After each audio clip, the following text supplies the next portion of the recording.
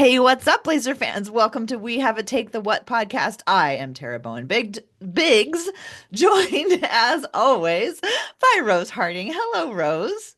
Why are you laughing? Hello. Well, I was just like, gosh, it's been a while since we've done this. I wonder if I'll remember how. And I was like, Tara remembers how kind of, but she's got a frog in there. Yes, and I can't talk, but I can't talk. However, I do have my correct microphone plugged in this week. Unlike last time we recorded, where it had been so long that I forgot completely to even plug in my microphone. So if anybody wanted to know what was up with the audio last week or last time, that was it. But hopefully we'll be back on track. Choo choo. Choo choo, Development Express, developing over here too on the podcast.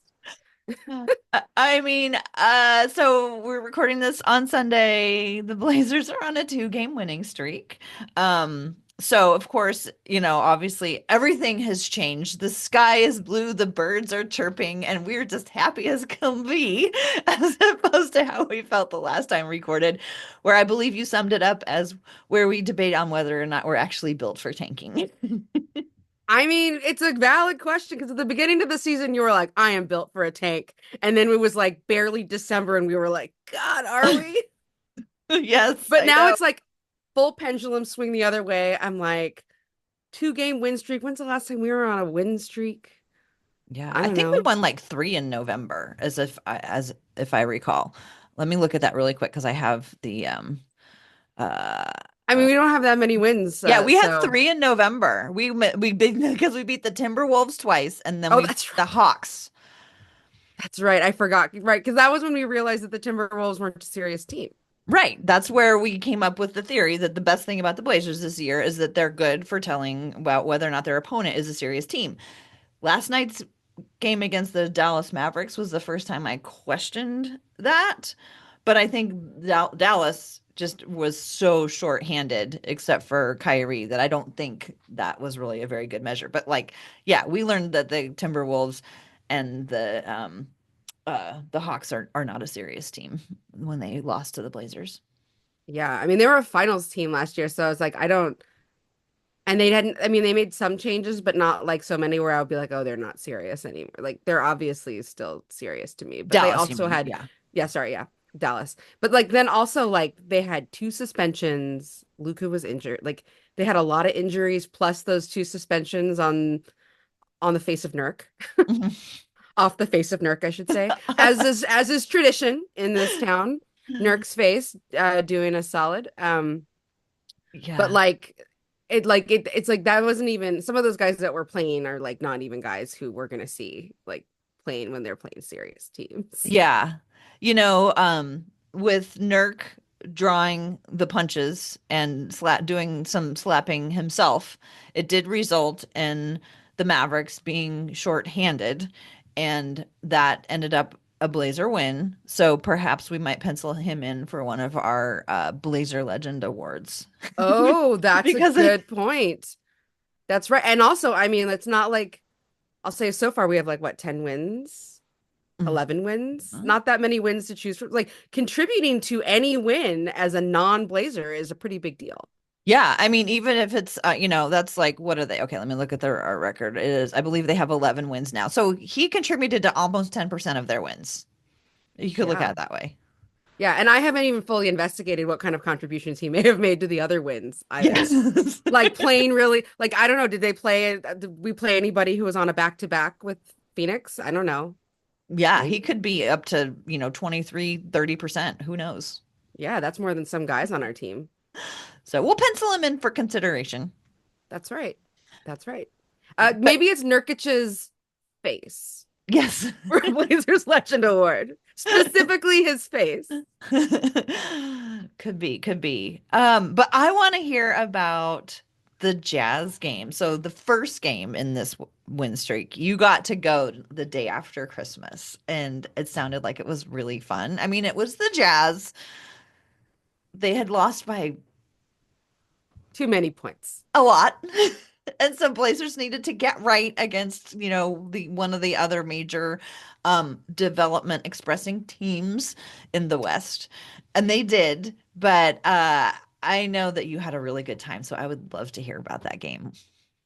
Yeah, so okay. So rewind like 2 weeks prior, when I realized that the Scoot Glass game was the San Antonio game a couple weeks before, I was like, oh my God, I have to like I wasn't planning to go, but I was like, I have to go. I have to go get her the Scoot Glass because my daughter is like she's like a diehard Scoot Henderson fan now. Like she would like if I'm watching a different basketball game, she would rather watch a replay of the Blazers than watch any other team play.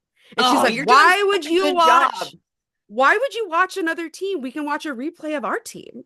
Can you find and she wants me to find wins where Scoot played well. And I'm like, okay, well, there aren't that many games. Like already we're eliminating a lot of games just by the win column. Um, but I knew I had to get her that glass. So what I did was I went to that game. Thank you to David Lloyds for selling me his tickets.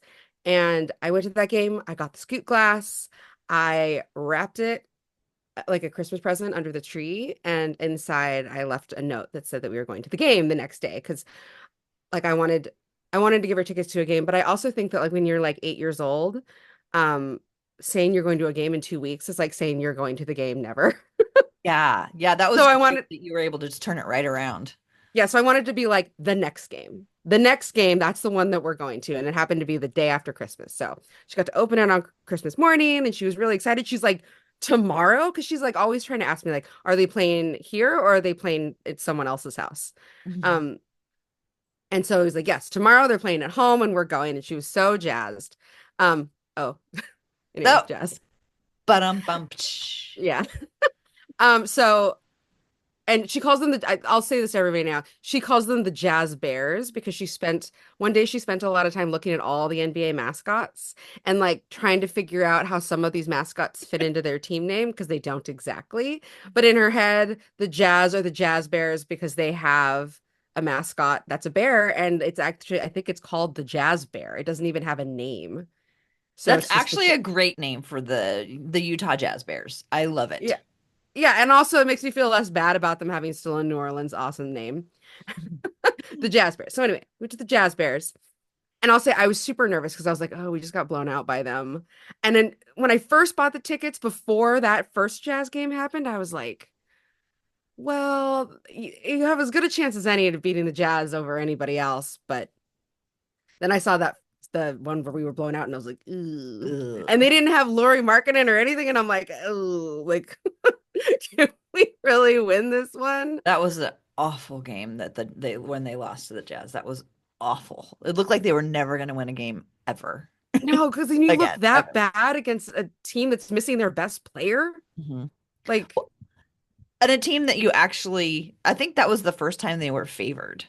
And mm, it was, yeah, I didn't even stay for the fourth quarter of that one. That was bad. But anyway, we're going to talking about happier days. yes. So anyway, we went to the game and she was so convinced they were going to win. And because kids are just, kids don't think about like records and trends and, like she's still figuring out the rules. And so I was like, okay, well, here goes nothing.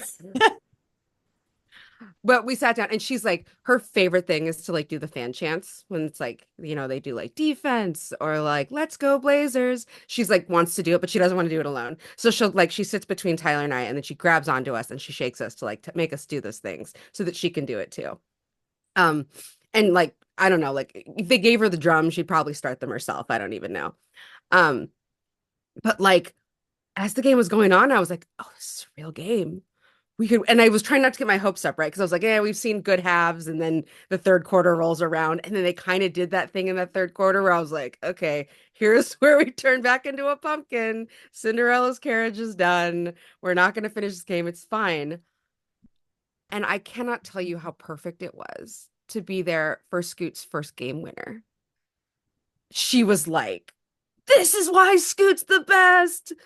Scoot's the best player. He hit the last shot. And now, though, she seems to think that uh, like that every game comes down to that. Yeah. It's I like, bet you can't tell her anything.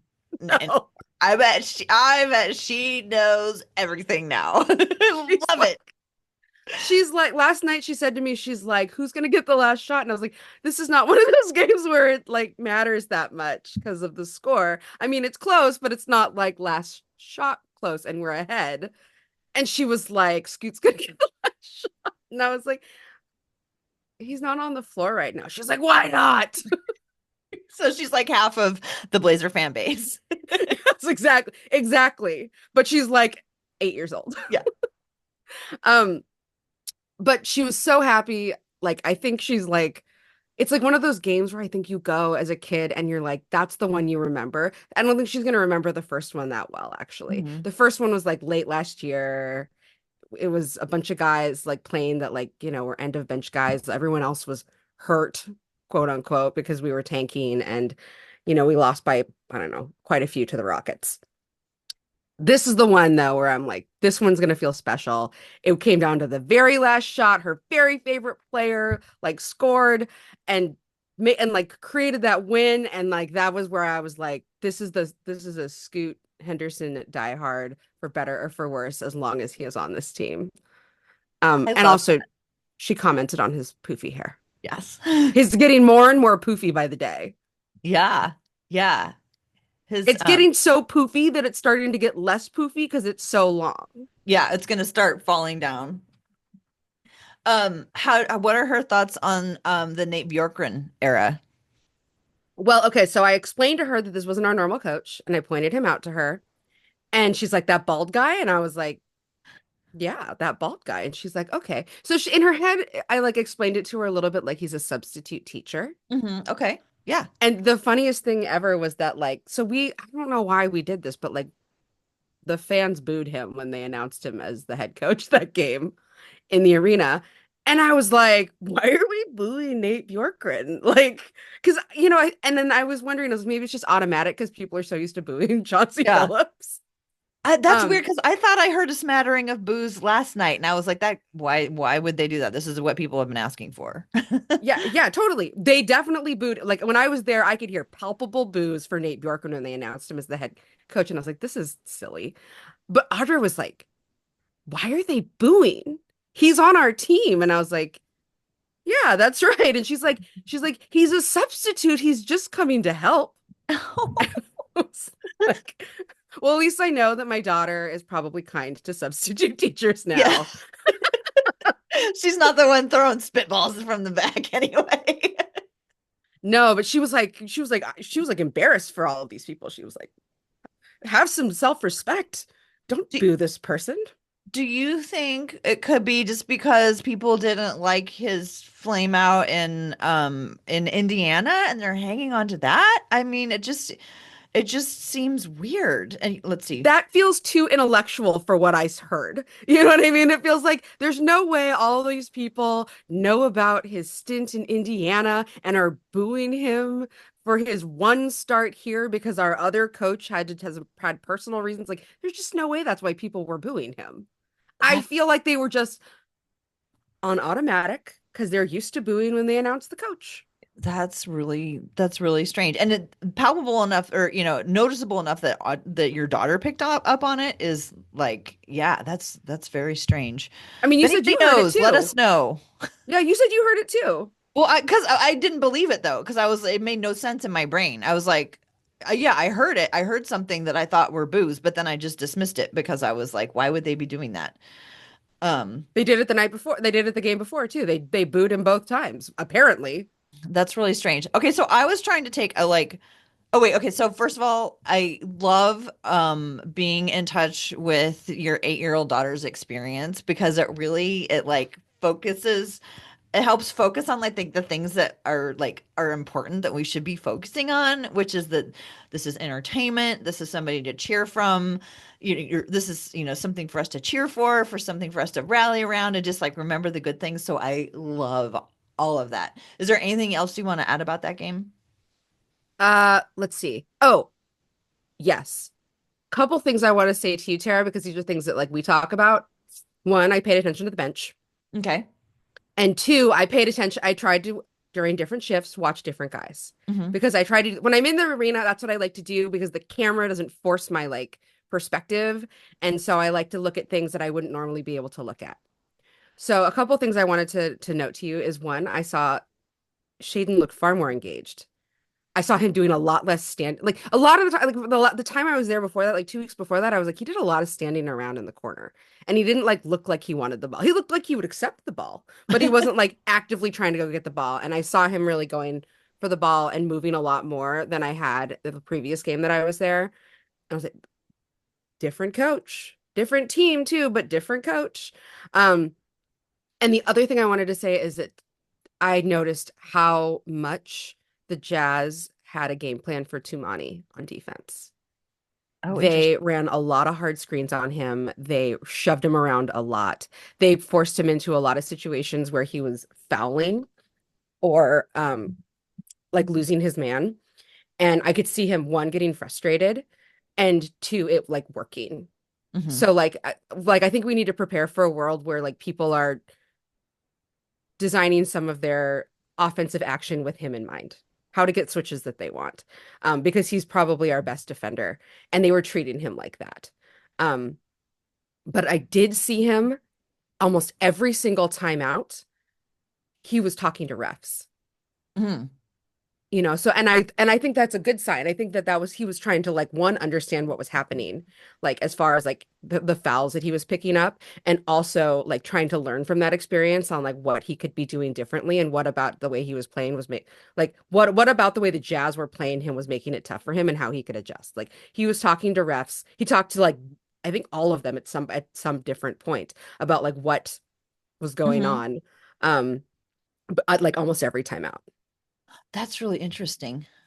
That's great to But that know. made me like really hopeful, right? Because like Yeah. you know how I told you that like the thing about Myers Leonard that made me nervous is that like he would pick up fouls and he'd be like, "What? I don't know what to do. Yeah. Like, what's going on? How did I foul?" Like Tamani was like, "Okay, this is happening, and now what do I do next?" I go and I Yeah. talk to the referees and figure out how to do this differently. I remember when Myers Leonard was on the team, they actually brought in like a specialist to help them think about the fouls.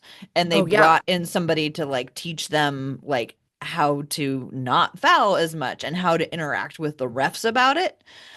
So maybe that's something that's just sort of become like part of the culture, or maybe that's something that Tamani does on his own, or something that the coach has them do. But that's interesting, and one of the things that I've kind of liked about how this year has I was going to say unraveled. I meant to say unfurled.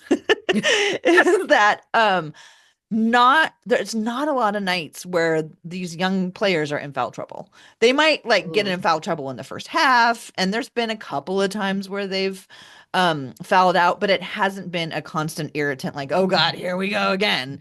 It's just been like, oh, somebody's playing aggressive tonight and he's getting called for it, so he's gonna have to back off, as opposed to like, what are you doing? Oh my God, stop fouling out of the games. Oh, I wanted to tell you one other thing that I think is very adorable about my daughter, and then I'll move on. She calls Donovan Clingan our rookie. Like she like says it with like affection, and also in this way of like he's our rookie. We have to help him like develop. We have to help take care of him. Like that's our baby. She talks about like our rookie like he's our baby, but it's like very funny because she's 8 and he is a 7'3" Yeah. adult man. I mean, Um, he's what, 11 years older than her? He's not that much older. say it like that.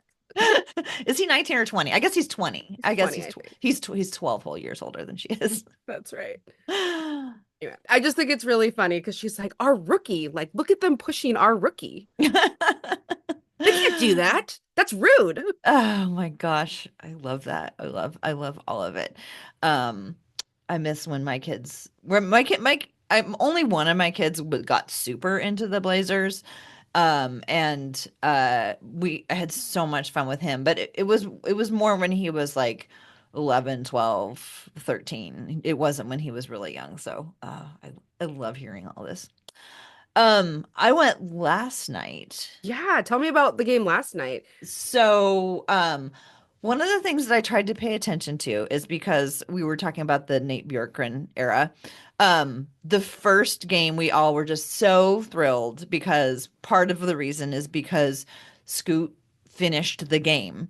Whereas a lot of us believe that had Chauncey Billups been coaching, that he would have gone with his regular vets. But in fact, we don't know because he wasn't there to coach. So we don't know what he Right. would have done. Right. So I was trying super hard to look objectively at like, okay, is Bjorkgren really doing anything differently in this game Mm. than Yeah. Billups? And I felt at the very beginning, I was like, oh my gosh, he's putting in Ryan Repair and Chris Murray, like letting him get run like he did in the previous game. Not a lot of run, but some. Would Chauncey have done that? But then I like looked at the bench and I was like, Tamani was injured. Delano was some of these other guys that maybe would have gone in were all injured. So Yeah. I actually don't think we have enough data to know whether or not Bjorkgren really played different lineups than Billups would have, at least in the second game. So I just don't think we have enough data yet. But my goodness, it sure felt like it was a different situation. I was trying so hard to be objective and just be like, he's like Bjorkgren is saying, I'm just coaching it the same way Coach Billups would have. And like people just saying, he was just doing the same thing. And I was just like trying so hard to be like, is that true? Is it different? Mm. So I was trying to like peel away my feelings about it, which to me it felt different.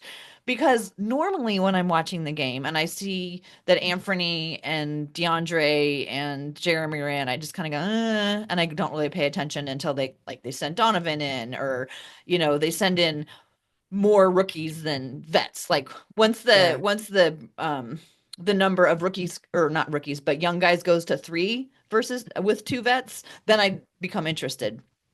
But the last two games, I was interested, even though the three vets were in, because I was seeing so much interplay between the vets and the young guys. Like in the game last night, right at the beginning when Shaedon was like came out aggressive, like he came out more aggressive, I feel like than Yeah. he normally does. But again, I don't know. I don't know. Is this just my rose-colored glasses? But I saw like him and DeAndre really playing off of each other. And I saw like sort of more intergenerational playing together than like the others, the three vets just playing their game and then the younger guys getting in where they can. I felt like there was a lot of exciting synergy going on between DeAndre and Shaedon, or going on between DeAndre and Scoot, when Scoot was in. So I I feel like it felt different to me than when Chauncey Billups coached, but I don't think I have like anything definitive that I can point to, except for I don't believe that Scoot would have been at the end of game one. That's like the one nugget I'm holding on to.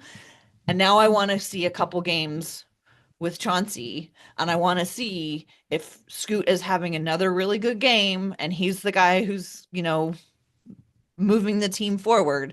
Will he let him stay in at the end of the game when he still has Anfernee Simons available?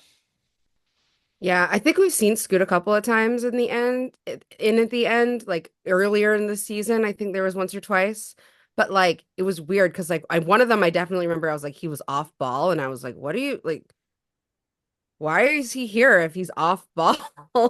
Like, because he was like, I think he was like parked in a corner and like I was like, that's not his thing. Like, he's not who Mm. you park in a corner to take a shot if he's open. They're probably going to leave him open compared to a lot of other scenarios. So it's like I was really glad to see him not just in at the end, but also in the in at With the the end ball. and holding the ball. Hmm. Yes, like given the opportunity to make a great play, right? Hmm. Because like that's what ultimately great players have to be able to do is they have to make a decision to make a great play to get a win on those last shots.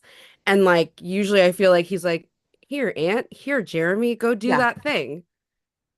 And I'm like, Yeah. let Scoot try. Let like if we're not here to win, let Scoot try. Let other guys try. Like honestly, I thought that Denny would probably have the ball in his hands on that last possession because he'd been playing so well and he'd been so aggressive. And they just like it was like level. So, they just needed any point. And like he got to the line 10 times.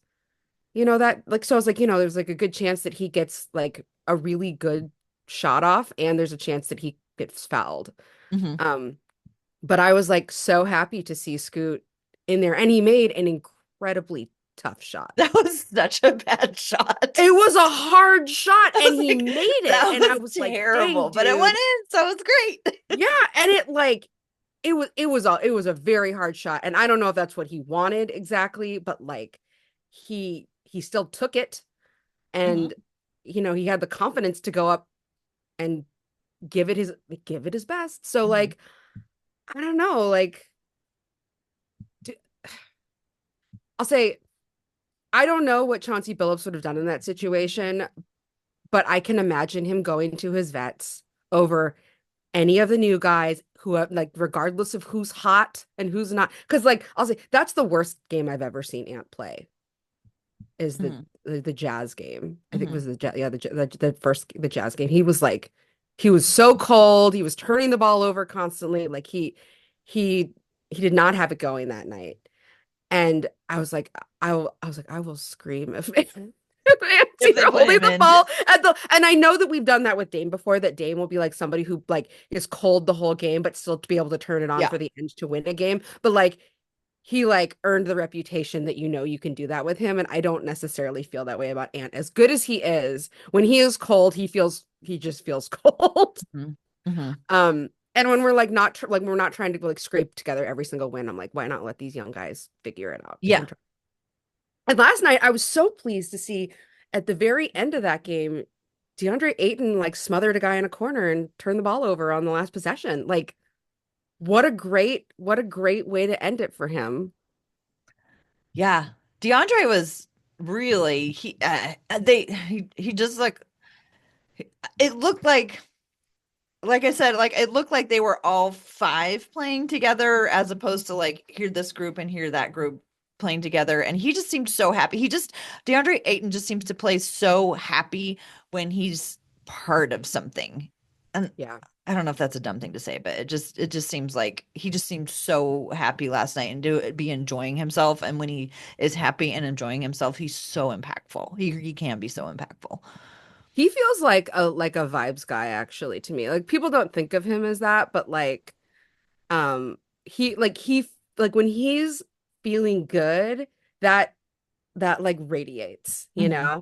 And like I do think that that like more like up like we've talked about like people who like sticker carrot people, like he's a carrot person, and he like thrives on like positive support. And like when he's feeling good about what he's doing, he's like doing well in his role, he's doing the things that he's being asked to do. Like he looks joyful and he looks locked in. Hmm. Like And he looks so good with his teammates. Like I think one of mhm. his things is he wants to be like a really great teammate. And when he's not able to figure out what he needs to be doing to do that, I think that's hard for him and he struggles. And I feel like he just has been clicking lately in terms of like what he needs to be doing for the team. I have He two feels like more. somebody who's gonna be like who's gonna really like thrive in a vet role. When Mhm. he's like, I mean, he not that's what he is here, but like in the last team he was on, he was not a vet, and And he was never gonna be.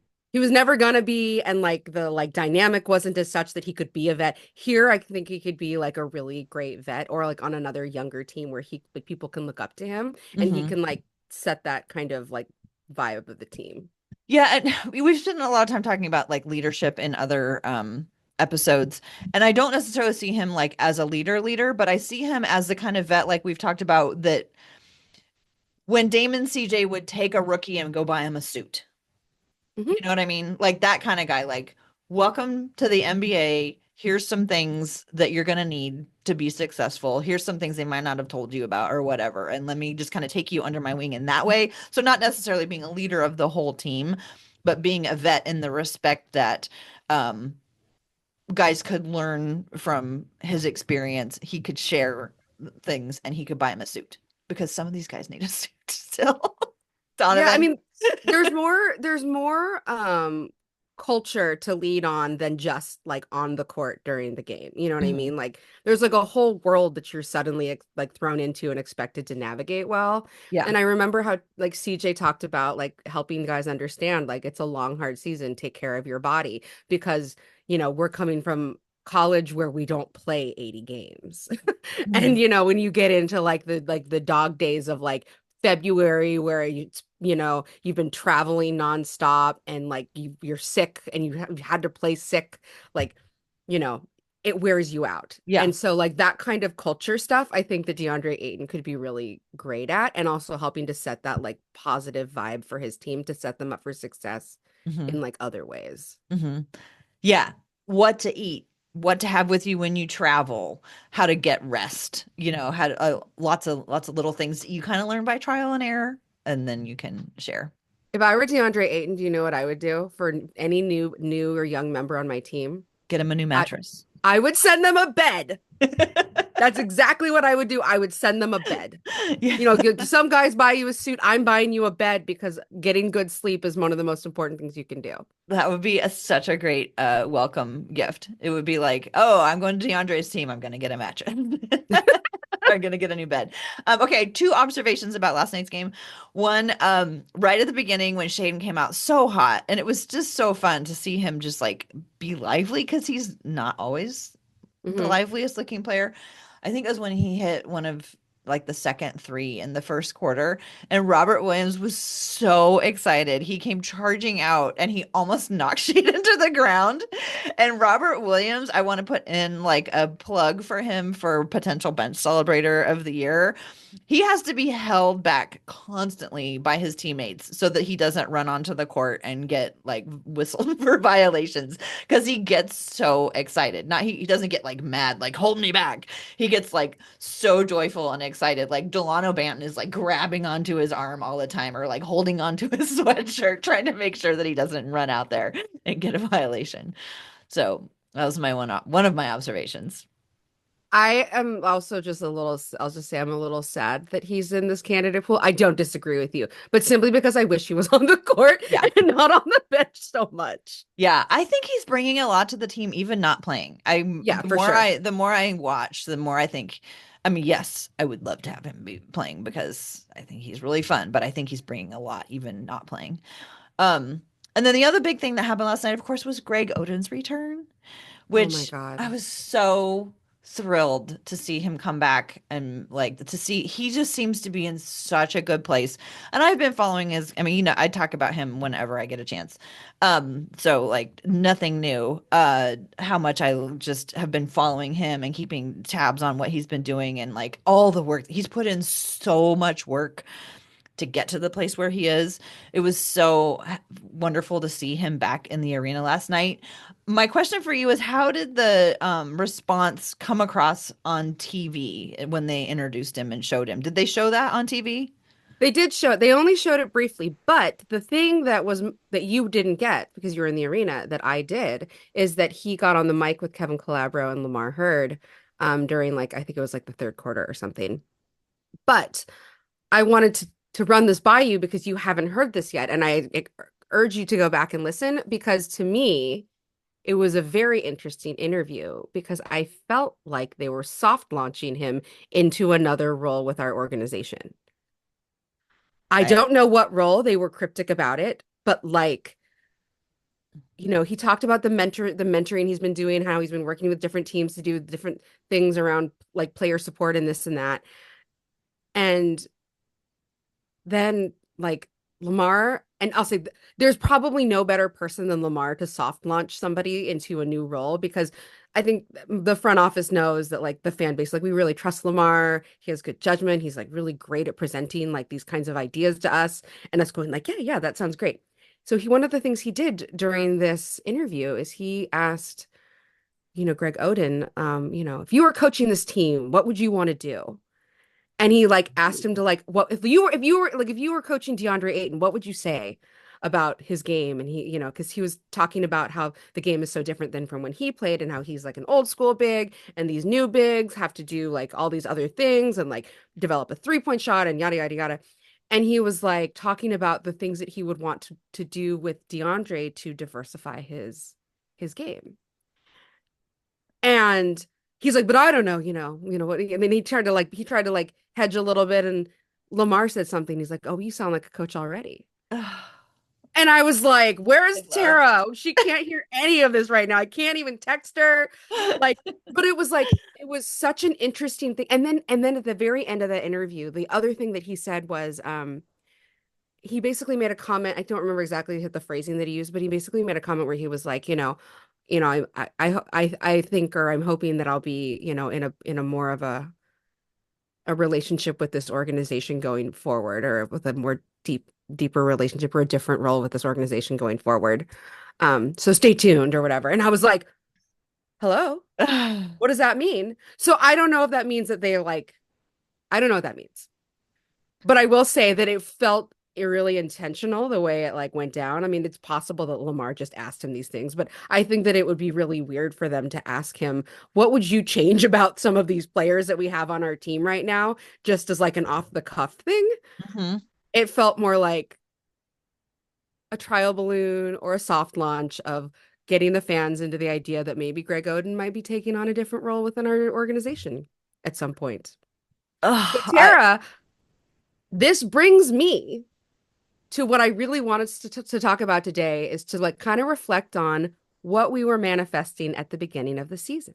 Because one of the things that you were manifesting was a big man coach, aka Greg Oden, for Deandre Ayton, which is exactly what we got in that little interview segment, was Greg Oden talking about what he could add to Deandre Ayton's game if he were working with him. mm. I am trying so hard not to get excited because I've seen all these little bits of all of that, and I'm just trying so hard not to like get my hopes up because of just, I don't want to get my hopes up and then have it be like, oh, his involvement with the team is that he's going to come in and give him a talk. Yeah. Like, I that I could I be did not great. I I would did be not happy. But I did not get the feeling that it was going to be a one-off situation. I mhm, got the feeling that he was here to be more intentionally involved in a consistent way in some fashion. mhm. That was my read. I could be wrong, but that was my read. Um, I would love that so much.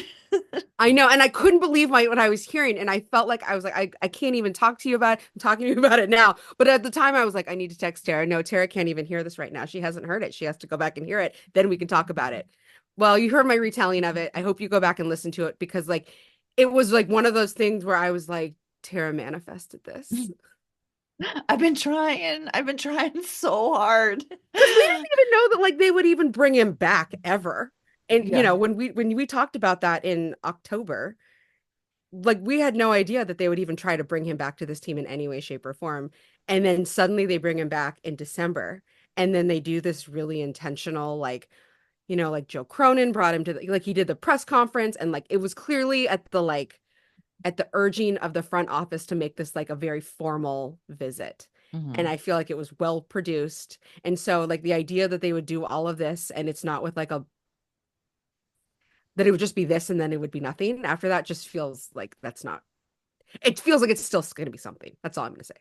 I don't know I what. Yeah, I hope so. Like, I guess just to wrap up this manifestation, like because I've been following him and seeing all of the things that he's been doing, when he kind of hit rock bottom, was involved in a domestic violence situation, he immediately said, I was wrong. I know what I did. I know what I need to do. And then he proceeded to take his life into his own hands. And, he wanted to become, or he wanted to learn about coaching. And so he started, in like the bottom rung, went to school, managed, you know, did everything, and just methodically has been working himself up into a position where he could be, a good coach, not because he was a good basketball player, but because he's learned everything about coaching. And at the same time as he's been doing that, he's been doing all this work with this financial company about how to manage your finances and how to learn young how to do that and take responsible steps when you're young. And like he's just had this, and like I listen to every podcast that he's a guest on, and every one of them he like has nothing but like good things to say about Portland. And so, I mean, I don't know what's going to become of it. I would love to like the reason I manifested a big man coach is because I knew that he had more to offer than just like, oh yeah, I was a center for Portland. You know, it was like he's seen all the coaching. He's learned how to coach. He like his degree or his master's was like in coaching or something. Like, you know, he's really studied it. He's studied the field. So that was, you know, a big part of the reason. And just because I am sentimental about him, I was like, and I want it to be Greg. The Blazers need a big man coach. And because I'm super sentimental, I want it to be Greg Oden. So Mm, just even seeing that he has, you know, been welcomed back by the team, if that's as far as it goes, and it seems that he's at peace and in a really happy place and feels good about his life and feels like he's done all the work, then I'm happy with that. Should he become, you know, a big man coach? I think in his pre interview, he had talked about like doing like big man camps. So maybe he'll be involved in something like that. So less with the team, but more like with the NBA because they haven't had a big man camp for a while. So I don't yeah. know. I loved seeing it. I love that I had that thought and idea and now it's actually something that's like floating around out there and like we could actually dream about it, but I'm trying not to get myself too excited. Well, I'll just say I feel purely like this was a Terra manifestation from the beginning of the season because there was no way I even thought the Greg Oden would be back in Portland ever necessarily. And then you decided to speak it into existence, and here he is being welcomed back with like warmly by our fan base, and also like very intentionally rolled out by our front office in a way that like showcases what he could add.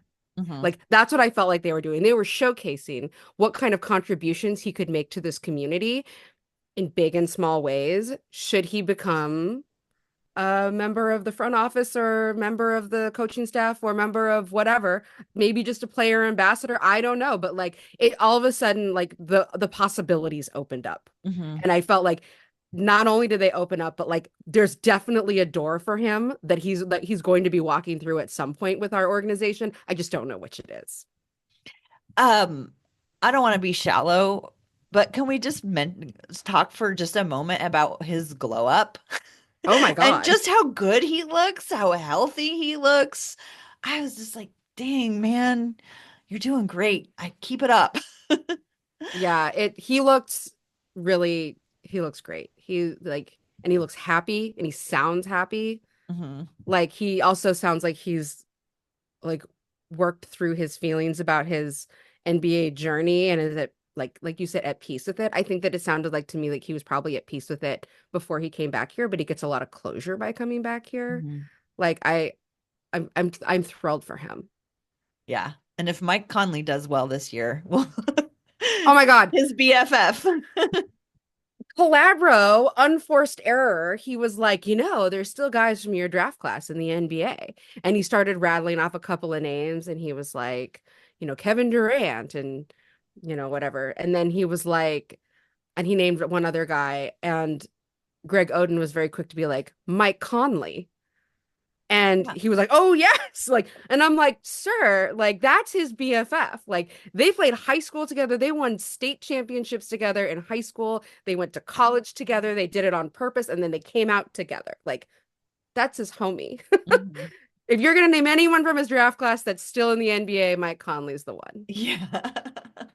Give Mike Conley his props. Okay, I what did you find other things that we had talked about manifesting? How are Yes. we doing in our other preseason manifestations?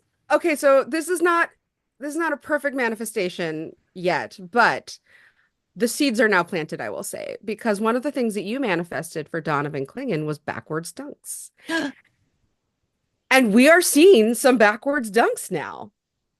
from Like DeAndre Ayton. from DeAndre Ayton, but now we see them on our team. Like nobody was doing them at all. That's And true. now we've seen some backwards dunks. I forgot that I manifested that. Oh, I Yeah, forgot. you were I mean, I manifesting forget backwards everything I dunks. said, like, as soon as we turn it off. Um, How about any, I try. what are, oh, go ahead. I wanted to manifest a a single game where Donovan dominated Wemby. That hasn't happened yet. Yet. Yet. Are they done with Um, San Antonio this year? Or do they have more chances? I'm no. going to look. Okay. Um, Um, Control F Spurs.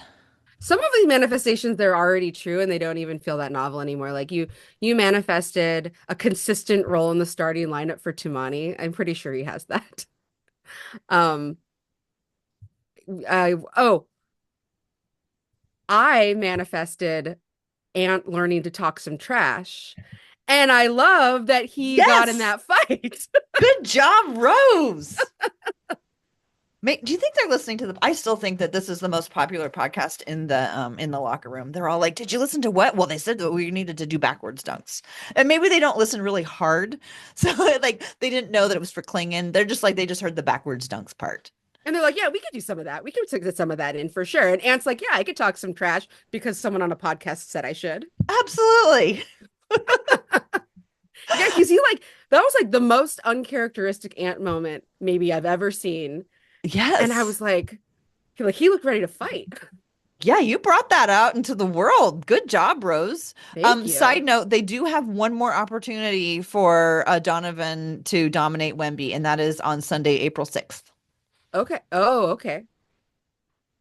All right. Well, is it here or is it there? Here. Oh, perfect. And it's a Perfect. Sunday game. We should go. Yeah, we should go and cheer for that. Manifest it. Maybe I'll bring Audra because she's the one who she told me that she wanted to punch Wemby. No. Why? Why? Well, that game, Was so he the being game, mean to was he being mean to her rookie? no, Or so our rookie? like a couple of weeks ago when we played the Spurs, I was at the game and my husband and my daughter watched it at home. And Tyler said to her, he's like, "Oh, Wemby's a really good shooter." And she's like, "If I see him, I'll just punch him. Kick him in the shins. I'll just punch him. I'm so angry right now because I we can relate. lost I've had moments like that for sure. and we've lost close. But it's just very because my husband is like, well, you know how big he is, right? You'd have to be like on the top of a 6 foot ladder to even like come close. Right, like she's like barely 4 feet tall. Yeah. Like he's like almost twice your size, sweetheart. Okay, so what are some of the other things that we've manifested or that Oh, we all tried to right. Well, manifest? all right. So let's see. I won't go through all of them, but some of them are like not that interesting. Some of them are pretty funny. Um, This is from the podcast that we did right before the season started, yeah, we did right? this one in October. Okay. Um, so I manifested for Scoot that the game would slow down for him on offense. And only then could I really evaluate whether I think he's getting his shot because I was like, I don't know what his shot is. And at the beginning of the season, we like did this a couple games in. It looked like he was rushing a shot. Hmm. And when he's like moving that fast, I thought it was really hard to know whether like he was getting good shots or not because I just felt like he was thinking about too many other things that like the shot was the last thing on his mind and for him to use his speed tactically. That's something that I said. And I will say, over the last couple of games, I think he is shooting better with more confidence. I think his catch and shoot threes are like coming along. I don't know if he has a pull up yet, but like he has a pretty good catch and shoot three the last couple of games. Well, and one of the things I was noticing, I was looking at his some of the stats or whatever and things that had changed for him. And one of the things that for him that has increased the most this year is the percentage of assisted 3-point shots. So like Mm, he's taking way more, and I'm assuming catch and shoot threes yeah. on that. He was last season he was at like 60% of his catch and or of his 3-point shots were assisted, and he's up to over 80% of his 3-point shots are now assisted. So like Wow. I think he's realized that he doesn't like the pull up is not his thing. Hmm. But the catch and shoot is something that he's been able to. I should see what the percentage is if he's shooting it better. Um It feels like at the last few games at least. And yeah. he's been more confident to take those shots. Yeah, he's Um actually slightly down this year, but that could be because, like you were saying, it's only recently that he's seen more improvement in that. Yeah, I'll say like I really have appreciated the way Scoots played the last couple of games. He had two good games back to back. Mhm. Like he wasn't in at the end in the game last night, but like he still played well. Yeah, And he gets a lot more steals yeah, than he had like 5 last night. like he gets a lot, yeah, he gets a Yeah. lot more steals than you'd really think from him. But like he's quite effective and he's just been playing really free, I think. Mhm. The way that like Denny like drives in transition and like and forces like hard decisions in the paint. Scoot's been doing more of that too, and I just feel like they've been running better as a team. They don't have like perfect chemistry yet, but I can see it developing. I feel like we're trending up, even if like the actual like overall like season averages so far are not up yet. I do think we're trending in the right direction, and so I'll be very interested to see what it looks like at the end. Same with one of the things I tried to manifest for Denny Avdia was increasing his assists per game. And that was because he was coming from another bad team, the Washington Wizards last season. And that if we could increase his assists per game, it would mean that we're making more shots than, Yeah. than we have been accustomed to making the last couple of seasons. Because he's a really good passer. Hmm. And so far his season averages are not up yet, but like when I looked at the last few games, like he has like 5, 6 assist games in some of these. And some of these are like games where also like he makes the right pass and the shot doesn't go down, or he makes the right pass, but it's like but the basket is two passes away, so he doesn't actually get an assist. But like I see him really driving the ball on offense in a nice way for our team. It's been good to see how the other players have like really embraced that like aggressive style. And Hmm. like I don't know if you noticed, like Denny, like he yells at guys, and Hmm. not in like a mean way, but like he's like he directs traffic. And I Yeah. was like, where has our traffic cop been on the floor? Yeah, he points. I like pointing. He does a lot of pointing. And I think there was I listened to Casey's Briefcase podcast, and Hmm. he played the audio from, I think, after the first of their wins in this huge 2-game winning streak they've been on. And it talked about Tuman I think it was it Denny and Tumani or Denny and Scoot, but talked about Denny getting very heated with one of his own players and how they like resolved it and everything. But to just reinforce what you were saying about like he's out there talking and he's very active. Um, yeah, that's the thing that they need to do together. They need to get used to each other and they need to, learn how to listen to each other. Yeah, I remember hearing an interview with Kevin Durant recently about like I guess like the camera in one of the Suns games caught him having like a tense conversation with Nurkic, and he Hmm. made some comment that was like, you know, I know to some people that looked like something like bad was happening, but like you have to understand, like if you don't know what it's like to play on a team like this, you have an ongoing conversation with a player for a long period of time. That's just regular business for us. Hmm. That's how we talk to each other. And like so like I don't he basically was like he's like you're making something out of nothing because Yeah. this is how it normally is. And I think that like on a well-functioning team it can sometimes look that tense because they hold each other accountable in these ways that don't necessarily look polite. Right. And we've talked about, how many guys are cool, calm, and collected all the time, and how we'd like to see a little fire. And, maybe Yeah. that's some Denny getting fired up and you manifesting some trash talk from Anfernee is showing. Um, Let me see if I have a couple others that I can pull out. A lot of these are kind of silly. Like, Us? No, we're the yeah, most serious Blazers podcast out there. you know what you did manifest? Uh, Jabari Walker's jersey on the Rip City Clothing Company. Let's say. Yay. So I you just did wish I manifest that. had manifested him playing more and well. Missed opportunity there, I guess. Yeah, okay. We did you I tried to manifest him getting into jewelry this year. I don't think that's happening. Um He really we likes a bulky coat. oh, he does. He He does like really the big likes a coat. bulky coat. We tried to manifest health and playing time for Shaedon and Robert Williams. Okay. Shaedon feels like he's got that in spades right now. He's Yeah. playing well and he's healthy. You Yep. also tried to manifest a dog for him. A dog for A Shaedon. dog for Shaedon. Oh, that would have been a good thing for him. I still think Yeah, year's not over. Maybe he'll get a dog. maybe. Um, I'll say I tried to manifest for Matisse making Portland home. I Mm. don't know if that's happened or not because I felt like he was like, oh, he's like got a nice Pacific Northwest vibe. I don't know if that's happened for him, but man, it did happen in some ways because I do think he's made like the arena home because he walks around like that place like he's in his slippers in his living room. Maybe he's staying in Paul Allen's apartment.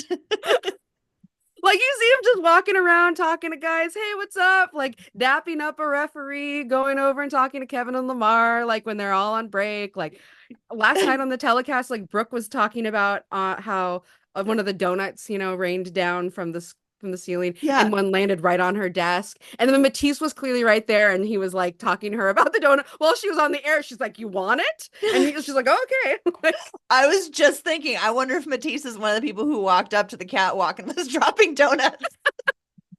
I mean, he's I saw him like at the end of the game, like holding a score sheet and like trying to like see like you want one, you want one. Like he's just it's like he's hosting everybody in his own house and he's walking around in his slippers. Oh, that's hilarious. I love that observation.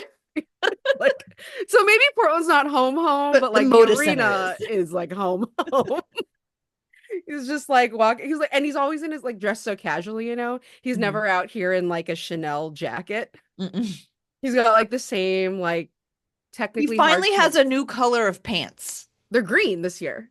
Oh, I thought he also had some mustard one. Or maybe that Oh, was Robert Williams that had the mustard pants. Batiste has been wearing green pants, Yeah, and the you're right. and that was really funny because he was wearing green and red because he was Yeah, wearing like a red shirt for the other night. Christmas. So I was like, oh, he's very festive. Yeah, yeah, that's funny. Yeah. Okay, what else do any other good ones? Let's see. You tried to manifest for Ryan Rupera handle. Okay, Um, we're and we also kind of talked about how he maybe needs to like diversify from the Euro from the step. Eurostep. Stop trying to turn everything into a Euro step. Um, but we haven't seen him play enough to probably like know what that's gonna look like.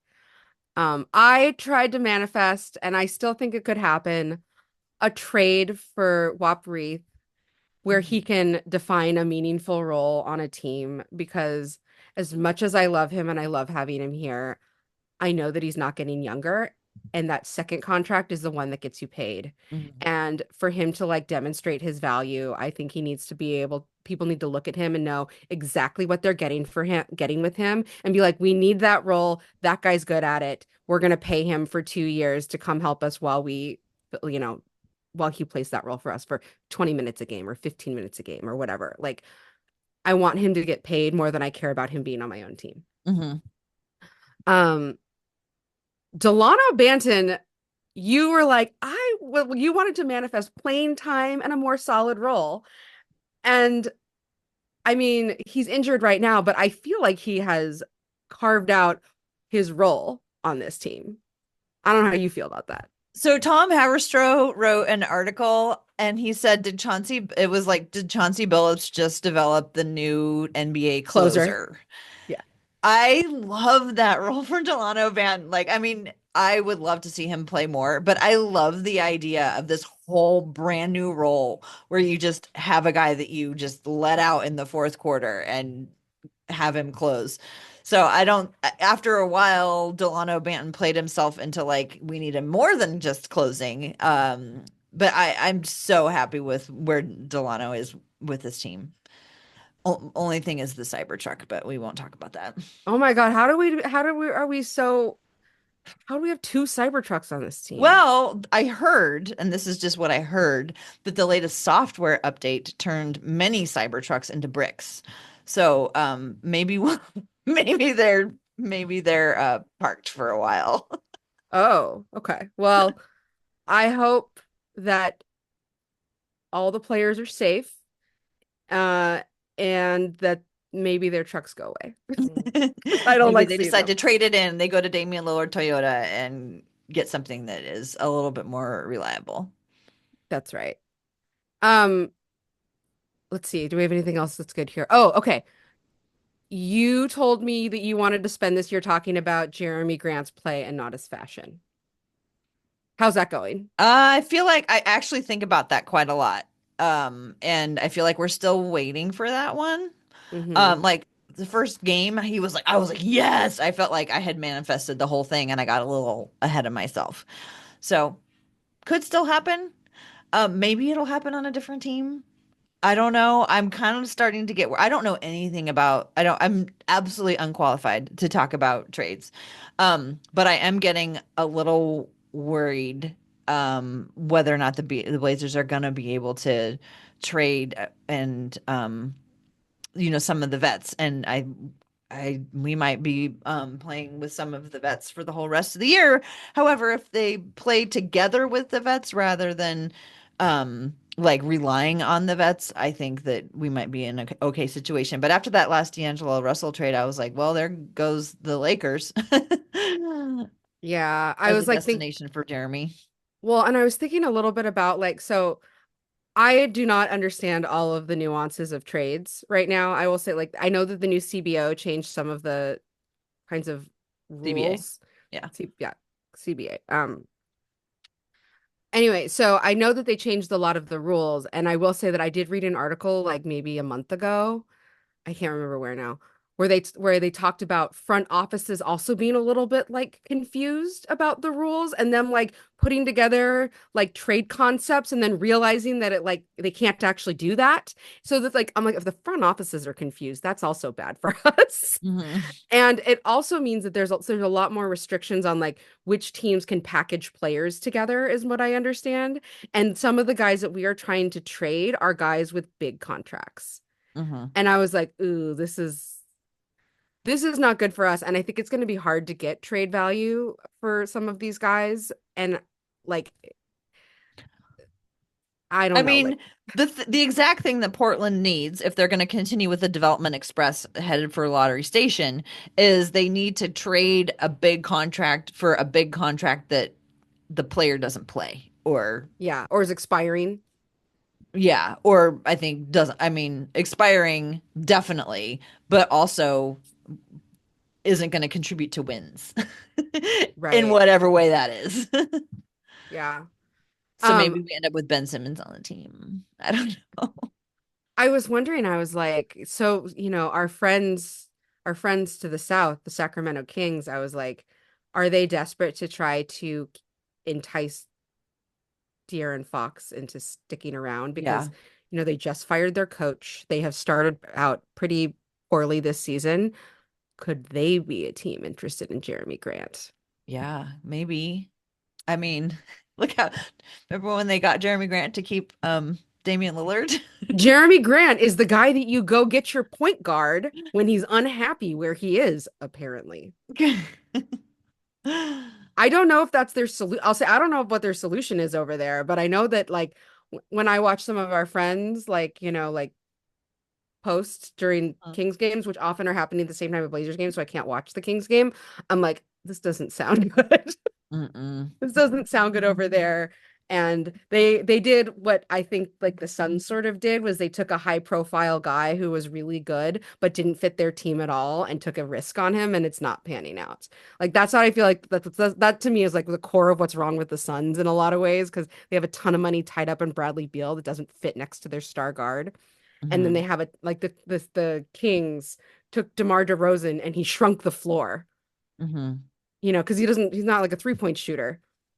And all of a sudden, like Sabonis has less room to operate. They don't have like a true rim protector. Like it's all bad. Yeah, yeah, and I I don't see them go I don't see them throwing in the towel and saying, "Okay, we're going to go for a lottery pick." So maybe No. maybe. But De'Aaron Fox is like he's on the Lillard trajectory where it's Yeah. like how long does he wait it out with his organization for them to put together something good? And I am so glad our team doesn't have to worry about that. Ah. No, thank God. I do love these years of not having to worry about that. I mean, we have plenty of things to, keep us worried and concerned, but it's a whole like I love the fact that nobody nationally is talking about the Blazers and nobody cares about the Blazers nationally. Everybody look everywhere else, just look away. We don't need your opinions right now. Just look away. I love it. That's right. We're not on national television. It's like we don't exist. Look away. Um, One other thing that I will share with you back from your own manifestations is that you were trying to manifest more outlet passes from Denny. Oh, how's that going? I feel like he's doing a lot of like barreling down on his own, but I feel like he's also done some outlet passes. He's done a lot more. I think that as he's gotten comfortable on this team, this is totally based on like what I see, and I don't know the Yeah. stats associated with this, but like I see him reading the defense better and Hmm. also being more comfortable knowing where his teammates are going to be. Hmm. Because before, the only outlet passes that I saw from him were almost always to Tamani Kamara because Tamani was standing where Denny Hmm. expected him to be. And a lot of the other times there would be like a miscommunication or a misread on where his own player would be. So he either didn't pass there or he passed to nobody. Hmm. Um, it feels far more intentional now. And I saw it like last night in particular. I don't know if you saw this, but like he was doing a really good job driving and getting Deandre Ayton open to lob him. Hmm. So he was getting DeAndre Ayton man to drift a little too far to respect the drive from him, and then Hmm. immediately like pass it to DeAndre for an easy bucket. And I was like, oh, Hmm. this is fun. And this kind of reminds me, it's not the same, but it kind of reminds me of the way Damian Lillard used to play here, which is where he would just read the defense and then decide what to do next. And it wasn't necessarily like A play, a play. a Yeah. drawn up play. Yeah. But it was nice to see that he could like that he saw that he could get that and then he did it a few times. And then it was like it made him freer on the drive and it made DeAndre freer Hmm. um for him to be more open and they had to like kind of respect both choices. Yeah, that's an excellent observation. Um, or I will make a lobservation. Oh. That for years, I've been saying that they need to have lob practice, like in the summer. Just spend summer just practicing lobs. Just everybody practice your lobs. I feel like maybe they've had a little too much lob practice because there's a lot of missed lobs happening. And I'm like, okay, maybe, you just mentioned some successful ones, which Mm-hmm. is great, which I love. And I'm noticing a lot of real unsuccessful ones too. So I appreciate the effort. So I guess I should not be negative about this. I think that, you have to try a lot in order to get better at it. And now they're trying them in games, and sometimes they're hitting and sometimes they're not. But sometimes I'm like, "Oh, that's not what I meant." Yeah, that's I think it's still I think that the jury's still out on that one and as we like move through the season we'll see if maybe those improve. Also just when Rob Williams was on the floor, the lobs look better. Yeah. Well, and sometimes I guess the thing that I'm seeing is lobs that are like, you expected your teammate to go get that? I mean, Shaedon's good, but like that was nowhere near where anybody could have actually gotten that. Yeah, that's probably right. There are opportunities where I do think that like DeAndre Ayton can be lobbed quite like he's big and he's long and I think that he's not always looking to be lobbed. Hmm. Like he could go get it, but he's not always thinking that way because he's also invested so much in his like jump shot. Yeah. Oh, it was so nice the last few games also to see him get his mid-range back because there were Mm. it was it kind of It was rough for a few weeks in there when like all last season it was like, oh, mid-range is money. He's gonna make that. And so it was Hmm. really it's nice to see that he's kind of getting that back. He turned into a really great shooter, and I was like, are you a four? Are you a 7 foot power forward? Yeah. I don't know.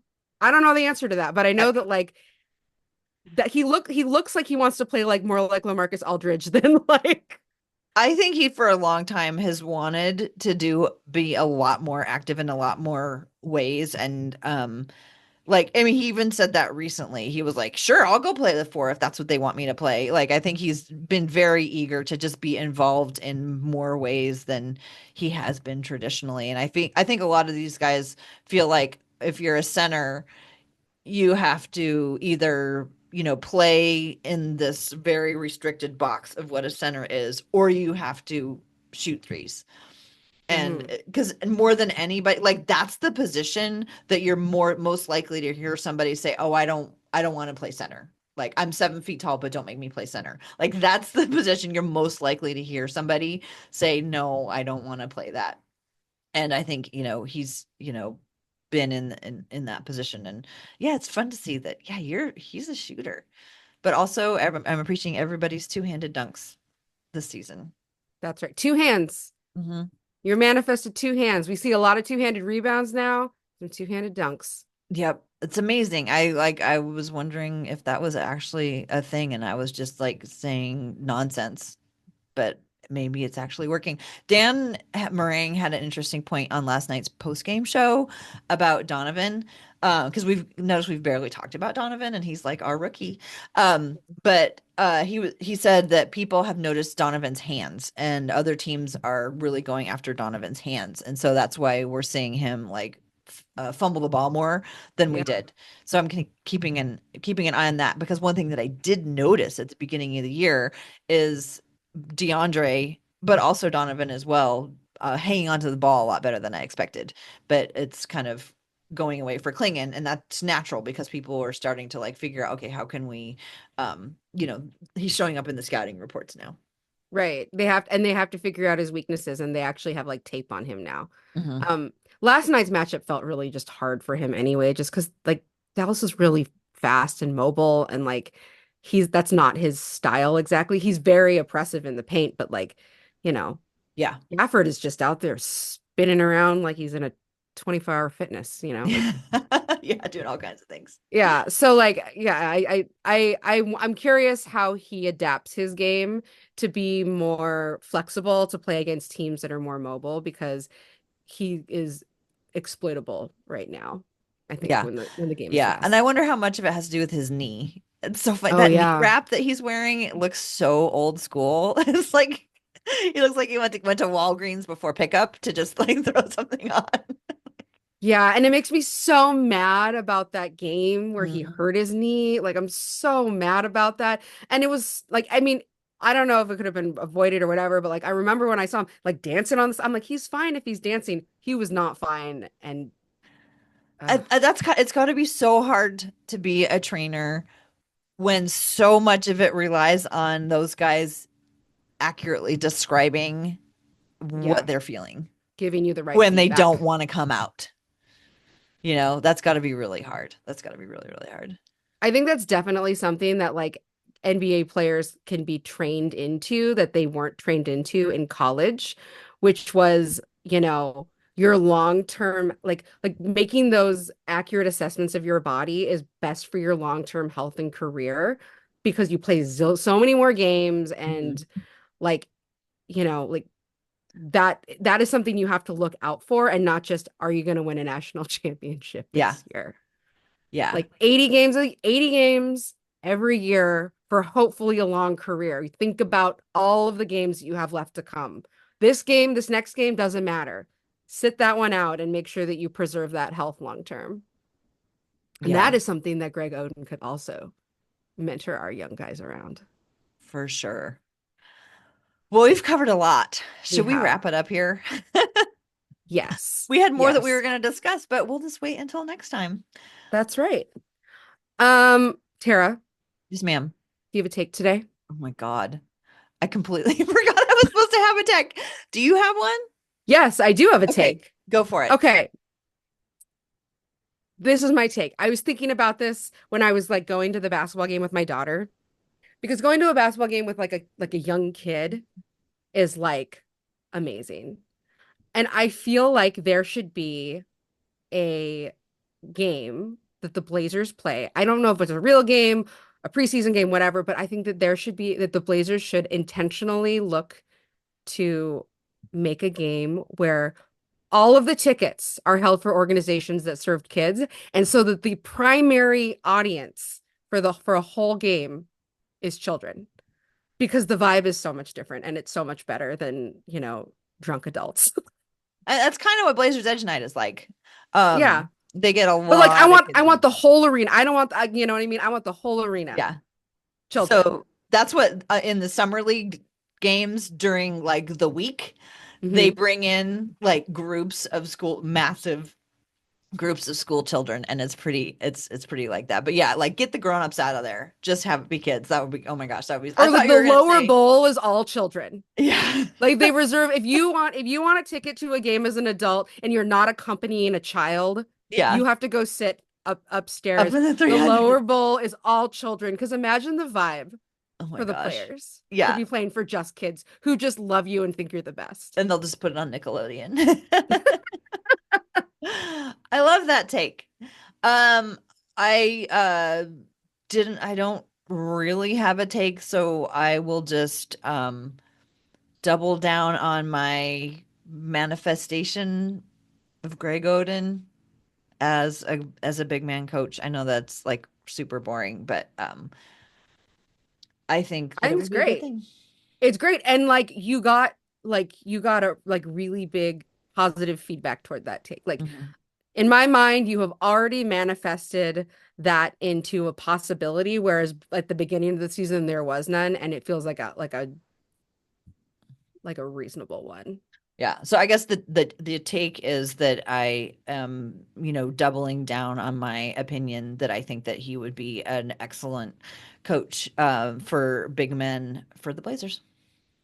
Yeah. He already has given great ideas about what he could do to help DeAndre Ayton diversify his game. Okay, here's my take. Oh, It is too hard on Blazer Vision to figure out how to watch the game the next day because I am embarrassed to say I cannot figure out how to watch the game. I can't figure it out. I have no idea how to do it. If somebody could tell me how to watch the game the next day, I'm trying to do it through League Pass, but it keeps bumping me over to Blazer Vision, and all Blazer Vision is showing me is games from the 90s. I don't know how to watch. I don't know how to watch it. Do you know? well, I do it through my YouTube TV subscription. Okay. So YouTube TV will show it to me. I'm trying Um, to do it through League Pass, yeah, which I have. League Pass is such a crappy app Yeah, though. It's it's so so bad. bad. I might be Like, able to figure it out on my computer instead of on my phone. Maybe that's what I'll do. yes. That's what you if I were a betting person, it probably works better on your computer than it does through an app on your TV. Okay, so yes, so my take is that Blazer Vision is great, except for it's too hard to figure out how to watch the game the next day. That's a Okay, good take. I'm that's down with that take. feeling better. Like, okay, I came up with the take. All right, well, let's wrap it up here. Rose, are you on social media these days? I'm I sh considering just not even being on it.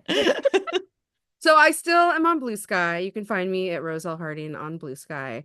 I'm still on Instagram, but I rarely post there. But you can follow me there too at Roselle Harding. And you can find me in the We Have a Take Discord where uh mostly I talk about movies. Tara, where can people find you? I'm on Blue Sky at TCB Bigs. Let's face it, never gonna leave it, but I probably should. Just social media in general. I'm thinking about all the ways that it's like destroying society and starting to feel really bad about the way that I'm participating in that. But until then, I'm focusing on Blazer and Bravo takes on Blue Sky at TCB Bigs. You can also find our podcast at We Have a Take on Blue Sky, where we'll share our episodes. And the last episode that we did with the playlist with Kat was awesome and fun. And we have added some some of the suggestions that people have given us, and we will keep doing that. So please keep sending in suggestions if you want to add anything to the playlist. It is a playlist for all of us to add to. Yeah, and I'll reshare it on this episode. When we post this episode, I'll reshare the playlist so you all can listen to it, save it, add to it. We're here to have a community playlist. Yeah, it's great. So everyone, thank you so much for listening, and go Blazers.